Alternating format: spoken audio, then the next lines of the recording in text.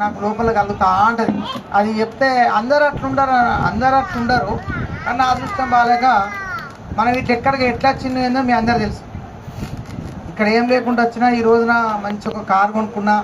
ఈ రోజున ఒక మల్టీ స్పెషాలిటీ హాస్పిటల్కి నన్ను తీసుకుంటారు వాళ్ళు. ఒక 2-3 కోట్ల హాస్పిటల్ శ్రీనివాస్ గారు మీరు మెయింటైన్ చేయండి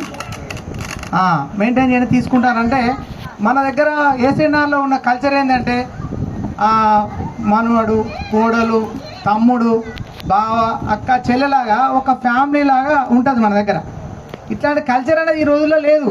ఇప్పుడు ఇదే టైప్లో నేను వెళ్ళి పక్కన నిలబడితే వేరే అర్థం చేసుకుంటారు. కానీ మన యొక్క ఏసీఎన్ఆర్లో ఉన్నటువంటి లక్షణం ఏంటంటే ఫస్ట్ నుంచి అందరం ఏం లేకుండా వచ్చి ఇక్కడ ఎవరి స్తోమతని వాటి బతికి కష్టాలు నష్టాలు మనం అందరం ఇంటికి వెళ్ళి షేర్ చేసుకోవడం. ఇప్పుడు మన పిల్లలకు తెలియట్లేదు అది. మనం ఎంత కష్టపడితే ఈ రోజు ఇట్లున్నాం.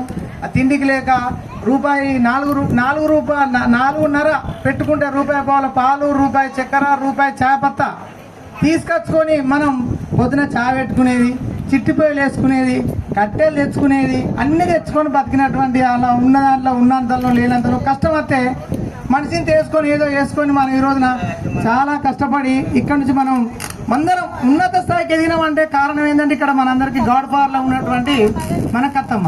అయితే అత్తమ్మ అని నేను పిలుస్తా.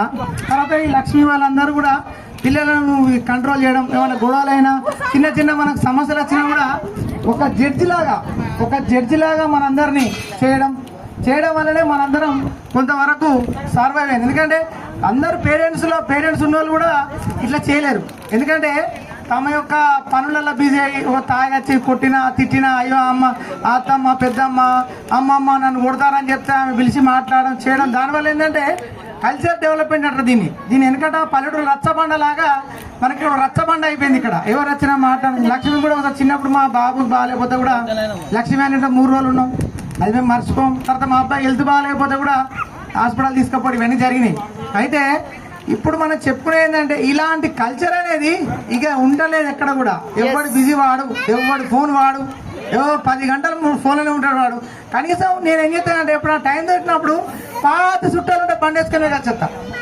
నా కల్చర్ అది. ఎక్కడో హన్మకొండ పోతా, లేకుండా హైదరాబాద్ పోతా, ఎక్కడో కలిసి వచ్చి మన పిల్లలు ఎవరైనా చదువుకున్నట్టు అమ్మ మీరు ఎక్కడున్నారమ్మా, ఏమున్నారమ్మా అని చెప్పి అప్పుడప్పుడు ఫోన్లో మాట్లాడడం, కొంచెం ఎంటర్టైన్మెంట్ లాగా ఉండడం చేస్తున్నాం. అదే రకంగా మీరు కూడా ఏంటంటే కల్చర్ డెవలప్మెంట్ చేసుకోండి.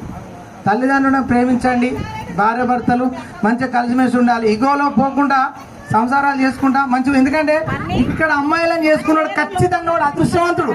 ఎందుకంటే ఇక్కడ ఉన్న అమ్మాయిలు ఏంటంటే కష్టాలు, నష్టాలు, బాధలు, దుఃఖాలు అన్నీ తెలుసుకొని పోయి కాబట్టి బయట సంసారం చేసి ఈ రోజున ఒక్కొక్కరు ఉన్నతమైనటువంటి స్థానంలో ఉండడానికి కారణం ఏంటంటే ఇక్కడ ఉన్న ఏషియన్లో ఉన్నటువంటి కల్చర్ ఇది.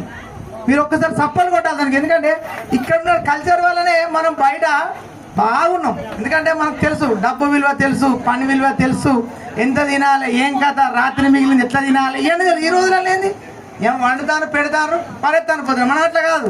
ఎంత తినాలి, ఎన్ని గంటలకు ఎంతమంది వస్తారు. ఎందుకంటే మనకు అది నేచర్ ఉంది. కాబట్టి ఈ రోజున మన దగ్గర ఉన్న పిల్లలందరూ బయట మంచి ఉన్నతమైన స్థానాలలో